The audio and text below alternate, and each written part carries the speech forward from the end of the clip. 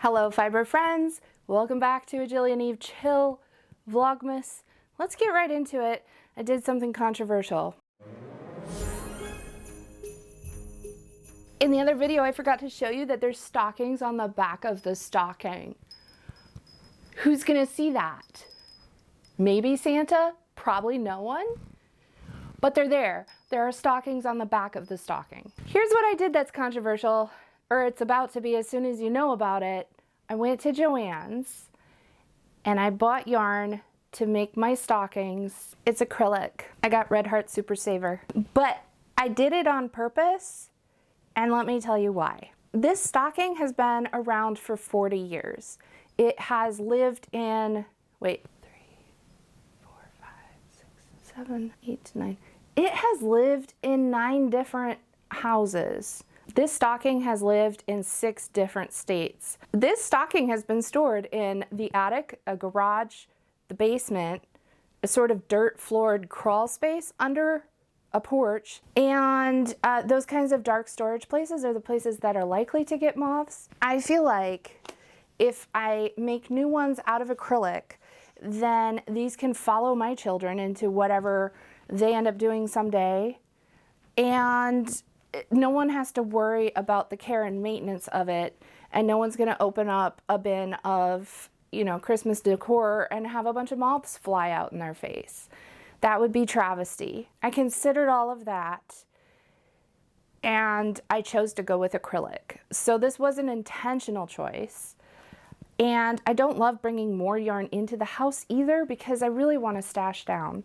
But I also considered that as well, and I thought, am I going to get this project done if I have to spin it myself, dye it myself even possibly if I don't have the right colors? No, definitely not. It's not going to happen. That's putting too much on my plate.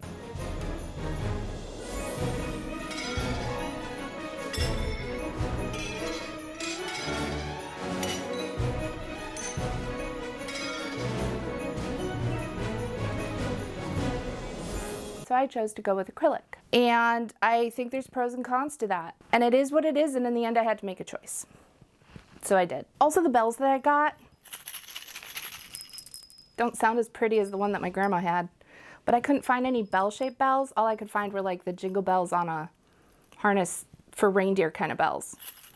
This is like a ding-dong, pull the cord and ring the bell kind of bell. Maybe that's controversial too. Is that as controversial as acrylic? I don't know, but here we are. All right, friends, it's time to open our Advent box from Twice Sheared Sheep. Full disclosure, I am an affiliate with them. The link is in the description if you'd like to use it. Support the channel, support Jilly and Eve. I appreciate that. They sent this to me, and now we're gonna open day 3. I just can't get over how nicely they had these all packed in here. Day 3, let's see what we have. Oh, it's cute. It's little squirrels with marshmallows in a teacup. It's a little tin to keep your notions organized in your knitting bag. I love it. It's the perfect size for a couple of stitch markers and a darning needle and maybe some little bit of waist thread.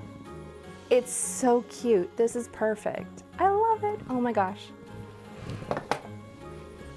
They're adorable. I did do something else yesterday that I would like to share with you. One of my family's traditions ever since I was a little girl was that everybody got a new book for Christmas. So I am going to head into my local used bookstore and see what I can find.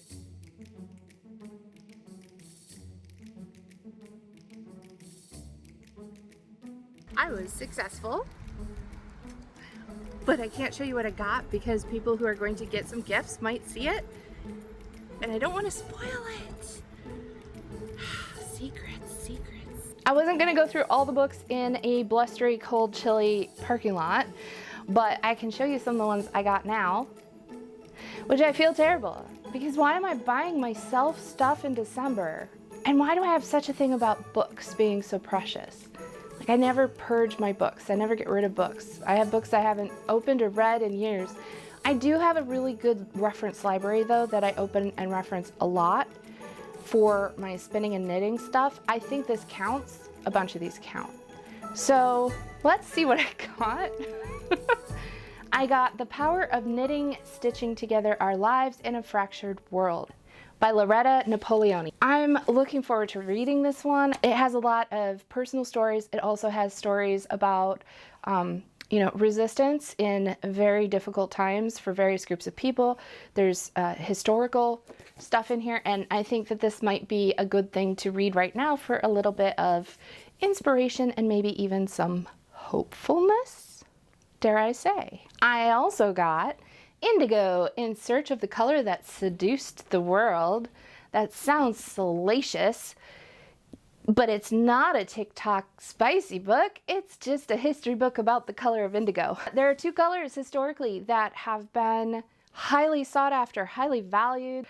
Indigo is one of those colors. There's a huge history with indigo. I'm hoping that the bits of pieces of historical information that I have stored in my brain about indigo, that this could kind of help me put them all together on a timeline for like the whole picture. That's what I'm hoping for. We'll see how that goes. Someone must have been clearing out their library because they also had a perfect red. Red is the other color that seduced the world. This one is called Empire, Espionage, and the Quest for the Color of Desire. It also sounds salacious.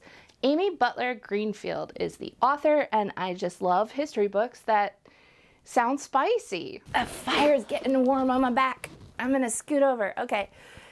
Mark read A Perfect Red on Audible. Listened to A Perfect Red on Audible, and he loved it. So if you are looking for something for someone who enjoys history and likes, you know, sort of like the untold stories of history, there's a whole bunch of stuff in here that makes some things make sense. Like a lot of piracy that was going on in the Age of Pirates. It wasn't just for gold. It was for, you know, things that Europeans were finding valuable. But one of those things that no one ever talks about is cochineal. Cochineal is something I recently got to experiment and dye some yarn with. When I was recently in Peru and we had our natural dye day, these were the two colors that we got from cochineal. And we have the red, the bright, strong red, that was cochineal. And we have this darker, sort of a maroony kind of red. And this was cochineal that was then also shifted into more of the kind of a purpley range. This is one of the other little things that I got while I was there. It's a little bird ornament. And so you can also see some of the different reds in here that were also dyed with cochineal. Why do I have the book if I've already read it? Well, because I also listened to it on Audible, and I want to underline some things to reference and maybe do a whole video about cochineal. Maybe dye some more stuff with cochineal. I have a little bit. I used recently on some fabric I made, dyed, eco-printed. So yeah, what it comes down to basically is I want it for my reference library. The Knitter's Book of Yarn. The Ultimate Guide to Choosing, Using, and Enjoying Yarn. It's by Clara Parks. Icon. Love her work. This is something that should be on my reference library. Maybe yours as well if you love different yarns. I also think this is a valuable book as a spinner, because if I want to knit a sweater, I can look in here for the yarn. I can get, you know, similar yarn. I just think this is a really good resource, not just for knitters, but also for spinners. And finally, I have another history book. This one is 1870 to 1914, Women Artists of the Arts and Crafts Movement by Anthea Callen. I hope that's how that's pronounced. I'm particularly interested in a couple chapters called Embroidery and Needlework, as well as Lace Making. I find women in the arts and crafts movement very interesting because of the social class dynamics that were taking place at the time that these, you know, wealthy women, who some of them had the leisure and the ability to pursue hobbies. I mean, they were also artists in their own right, but they were also kind of taking up space from women who, you know, did did the same crafts for a living. I mean, it's more complex than that. There's a lot more to it, but there's a really interesting history there, particularly women's history, and I find that very interesting. Yeah, there's a whole thing about women doing soft crafts, like the men were doing the woodworking and furniture making, and then the women were doing, like, you know, the lace. Anyway, I've been down a rabbit hole and I find it interesting. So I am going to be reading up more about women of the arts and crafts movement. And that's it. That's all I have. Controversy, notions, tins, and a good chunk of history, but also reference. What are your favorite reference books that maybe no one else has on their shelf? Like, I know that probably we could all say the Fleece and Fiber Source book, but if it's a book we all say, what is something different that you really love having on your crafting reference shelf? And it doesn't have to be even fiber arts. You could go outside of that, history, whatever. I'd love to hear about it. So let's talk in the comments and maybe get some good recommendations from each other. Friends, I will wish you happy Vlogmas. See you tomorrow.